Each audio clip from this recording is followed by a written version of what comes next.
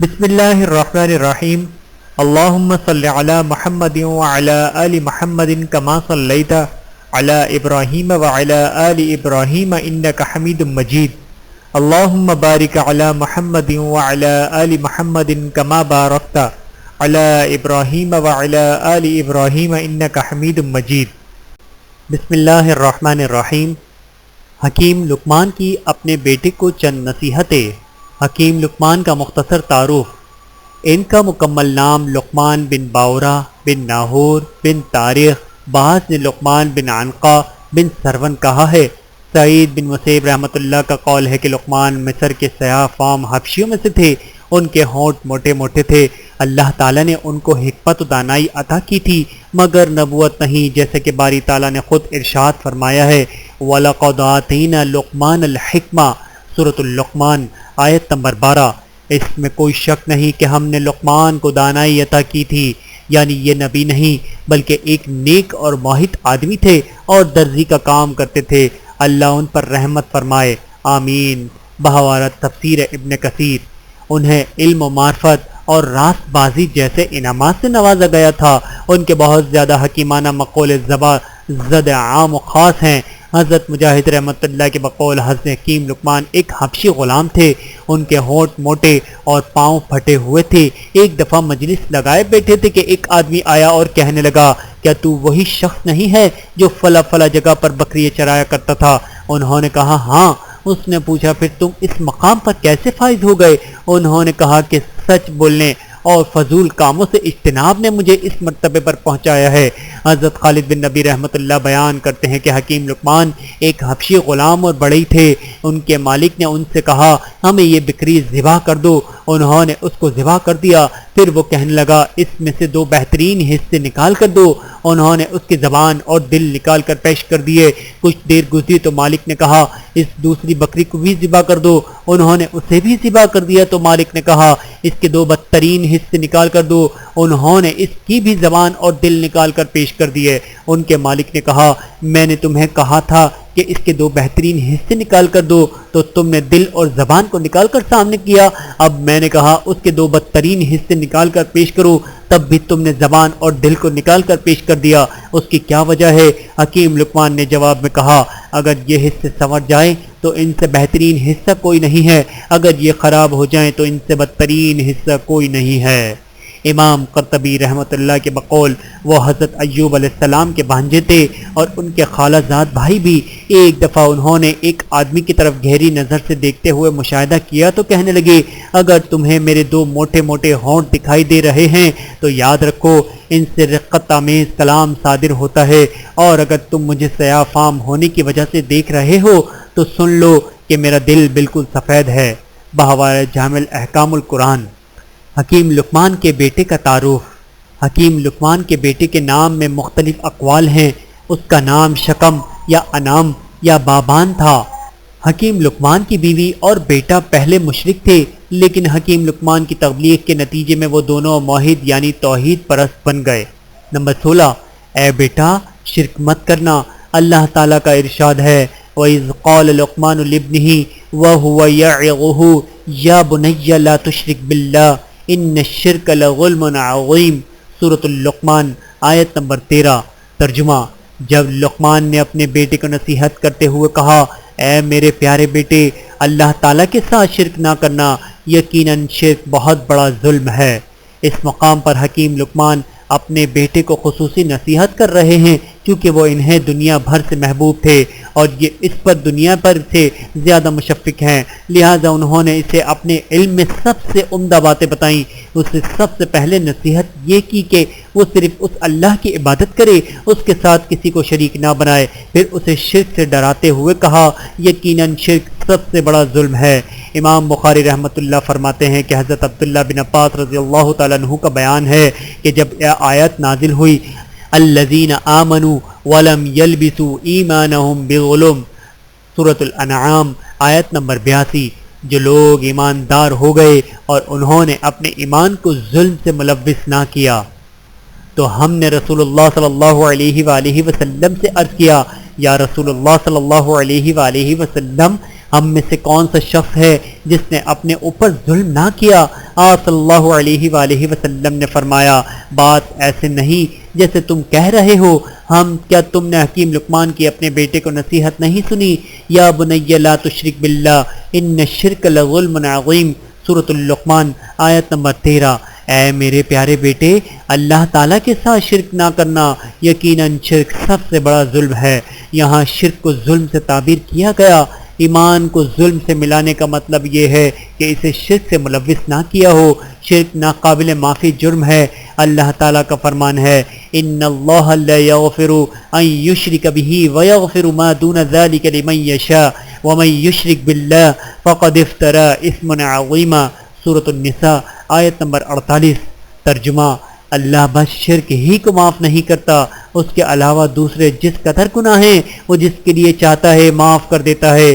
اللہ کے ساتھ جس نے کسی کو شریک ٹھہرایا اس نے تو بہت ہی بڑا جھوٹ گھڑا اور بڑے سخت گناہ کی بات کی۔ شرک کتنا بڑا گناہ ہے اس کا ترمذی شریف کے حدیث قدسی سے اندازہ لگائیں۔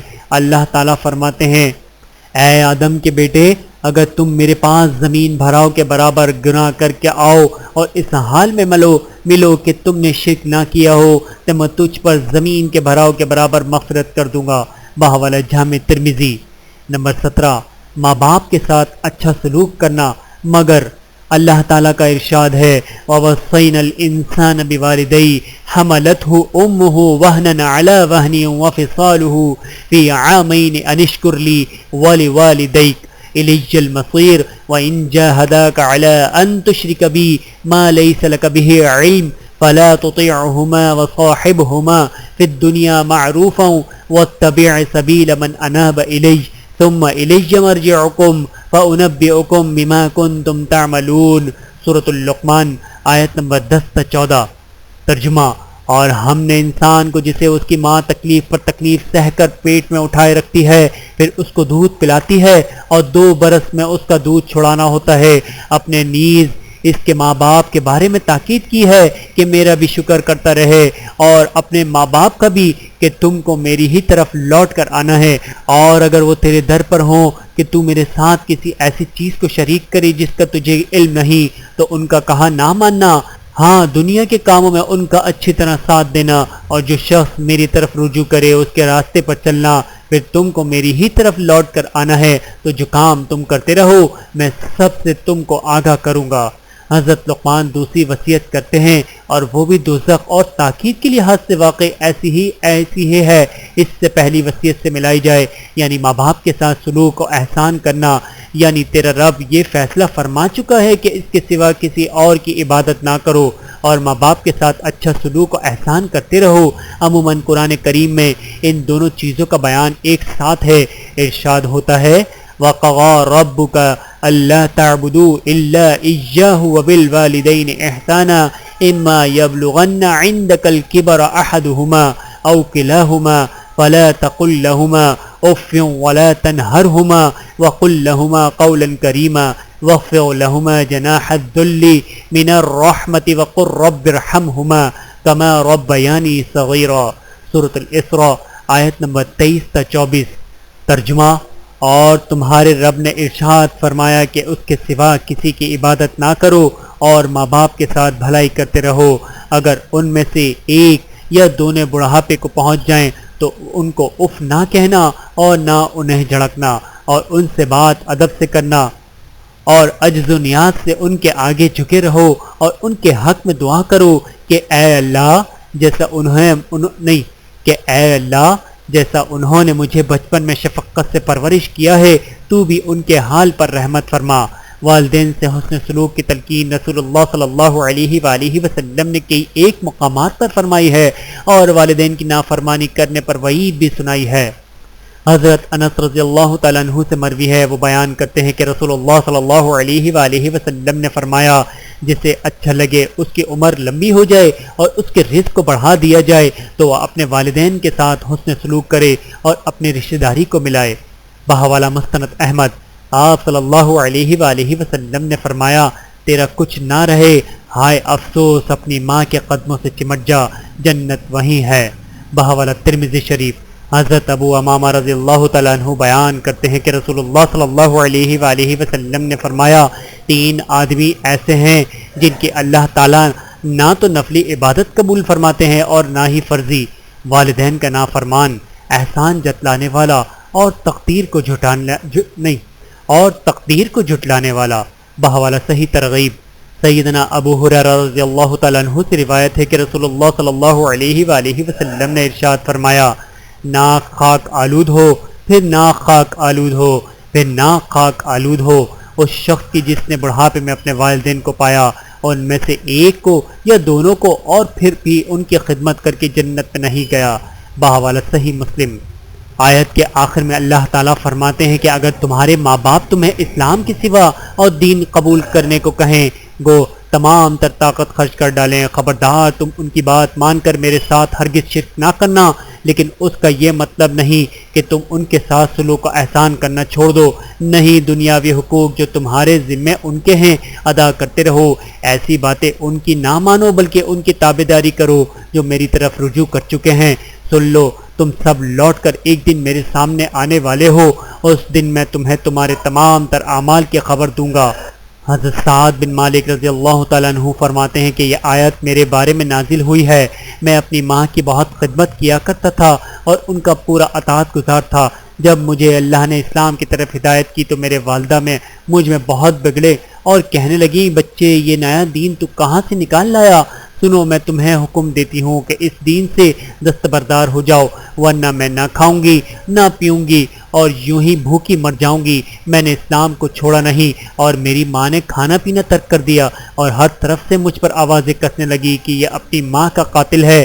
میں بہت ہی دل میں تنگ ہوا، اپنی والدہ کی خدمت میں بار بار عرض کیا کہ خوش آمدی کی، سمجھایا کہ اللہ کے لیے اپنی ضد سے باز آ جاؤ، یہ تو ناممکن ہے کہ میں اس سچے دین کو چھوڑ دوں۔ اسی ضد میں میری والدہ پر 3 دن کا قافہ ہو گیا، اس کی حالت بہت ہی خراب ہو گئی تو میں اس کے پاس گیا اور میں نے کہا، میری اچھی اماں جان سنو، تم مجھے میری جان سے زیادہ عزیز ہو لیکن میرے دین سے زیادہ عزیز نہیں، واللہ ایک نہیں تمہاری 100 جانیں بھی ہوں اور اسے بھوک پیاس میں ایک ایک کر کے سب نکل جائیں تو بھی میں آخری لمحے تک اپنے سچے دین اسلام کو نہ چھوڑوں گا۔ اب میری ماں مایوس ہو گئی اور کھانا پینا شروع کر دیا۔ بحوالہ تفسیر ابن کثیر۔ نمبر 18، بیٹا خیال رکھ ہر چیز اللہ کے علم میں ہے۔ حکیم لقمان اپنے بیٹے کو نصیحت فرماتے ہیں، یا بنیا انہا ان تق مثقال حبۃ من خردل فتکن فی صخرۃ او فی السماوات او فی الارض یأت بها اللہ ان اللہ لطیف خبیر۔ سورۃ اللقمان آیت نمبر 16۔ ترجمہ، اے میرے پیارے بیٹے، حقیقت یہ ہے کہ اگر رائی کے دانے کے برابر بھی کوئی چیز کسی بے سراغ پتھر یا آسمان و زمین میں کہیں بھی ہو تو اللہ تعالیٰ اسے ضرور لے آئے گا، یقیناً اللہ تعالیٰ باریک بین اور خبرگیر ہے۔ امام ابن کثیر رحمۃ اللہ اس کی تصویر کرتے ہوئے فرماتے ہیں کہ اگر یہ ذرے کے برابر کام کسی محفوظ و مصفون بے سراغ پتھر میں ہو یا آسمان و زمین کے کسی بھی حصے میں چھپا ہو تو بھی اللہ تعالیٰ اسے پیش کر دیں گے، کیونکہ کوئی بھی چھپنے والی چیز اس سے چھپ نہیں سکتی۔ آسمان و زمین کے رائے کے برابر بھی کوئی چیز اس سے چھپی نہیں ہوئی ہے۔ اسی بنا پر اللہ تعالیٰ نے فرمایا کہ وہ باریک بین اور خبرگیر ہے، یعنی اس کا علم انتہائی لطیف و شفاف ہے۔ کوئی چیز کتنی ہی باریک اور لطافت آمیز کیوں نہ ہو اس سے چھپ نہیں سکتی، وہ تو تاریک رات میں چلنے والی چیوٹی کے آہٹ سے بھی آگاہ ہے۔ بحوالہ تفسیر ابن کثیر۔ امام قرطبی رحمۃ اللہ فرماتے ہیں کہ حکیم لقمان کے بیٹے نے ان سے دریافت کیا کہ اگر میں کوئی گناہ کروں ایسی جگہ پر کہ یہاں مجھے کوئی نہیں دیکھ رہا تو اس علم کا اللہ کو کیسے ہوگا؟ انہوں نے یہ آیت پڑھ کر اسے جواب دیا۔ بحوالہ جامع الاحکام القرآن۔ نمبر 19، اے بیٹا نماز کی پابندی کرنا۔ حکیم لقمان اپنے بیٹے کو نصیحت فرماتے ہیں، یا بنیا اقم الصلاۃ۔ سورۃ اللقمان آیت نمبر 17۔ اے میرے پیارے بیٹے نماز کی پابندی کرو۔ نماز قائم کرنے کا مطلب ہے کہ اس کے حدود و فرائض اور اوقات کا خاص خیال رکھیں۔ انسان کی تخلیق کا مقصد عبادت ہے اور عبادت میں اہم ترین عبادت نماز ہے۔ یہ وہ فریضہ ہے جس کے متعلق سب سے پہلے باس پرس ہوگی۔ نماز دین کا ستون ہے، جنت کی کنجی ہے، ارکان اسلام میں سے ایک اور بندہ مومن اور کافر کے درمیان فرق کرنے والی چیز ہے۔ اسی لیے دور رسالت میں مسلمان ہونے والے کو سب سے پہلے نماز سکھائی جاتی۔ نماز آنکھوں کی ٹھنڈک اور تمام صغیرہ گناہوں کو مٹا دینے والی ہے، اور نماز کی ادائیگی عمر کے 10ویں سال کے بعد فرض ہو جاتی ہے۔ زندگی کے آخری لمحات تک ہر صورت میں ادا کرنے کا حکم ہے۔ ارشاد باری تعالیٰ ہے وَأَقِیمُوا الصَّلَاةَ وَآتُوا الزَّکَاةَ وَارْکَعُوا مَعَ الرَّاکِعِینَ، سورۃ البقرہ آیت نمبر 43۔ اور نماز قائم کرو اور زکوٰۃ ادا کرو اور رکوع کرنے والوں کے ساتھ رکوع کرو۔ گناہوں کے کفار کے لیے بہترین چیز نماز ہے۔ رسول اللہ صلی اللہ علیہ وآلہ وسلم نے فرمایا، دیکھو اگر کسی کے دروازے پر ایک نہر بہتی ہو اور وہ اس میں روزانہ 5 مرتبہ غسل کرتا ہو تو کیا اس کے بدن پر میل باقی رہ جائے گا؟ عرض کیا گیا نہیں، بالکل نہیں۔ آپ صلی اللہ علیہ وآلہ وسلم نے فرمایا، اسی طرح 5 نمازوں کی بھی مثال ہے کہ اللہ تعالیٰ ان کی برکت سے گناہوں کو مٹا دیتا ہے۔ بحوالہ سنن ترمذی۔ نماز اس کے ادا کرنے میں سستی اور کاہلی نفاق کی علامت اور اس کے ترک کفر کی نشانی بتائی گئی ہے۔ بے نماز انسان روز قیامت جہنم کے عذابوں سے دوچار ترک صلاح کی وجہ سے کیا جائے گا۔ حضرت جابر رضی اللہ تعالیٰ عنہ سے مروی ہے کہ رسول اللہ صلی اللہ علیہ وآلہ وسلم نے ارشاد فرمایا، بندے اور کفر کے درمیان نماز چھوڑ دینے ہی کا فاصلہ ہے۔ بحوالہ صحیح مسلم۔ ویڈیو دیکھنے کا بہت شکریہ۔ مزید ویڈیوز دیکھنے کے لیے ہمارے چینل کو سبسکرائب کریں۔ اگر ویڈیو پسند آئے تو لائک کریں۔ اچھی بات کو دوسروں تک پہنچانا صدقہ جاریہ ہے۔ جزاکم اللہ خیرا کثیرا۔ اپنا اور اپنے پیاروں کا بہت زیادہ خیال رکھیے گا اور مجھے دعاؤں میں یاد رکھیے گا۔ Take care. اللہ حافظ۔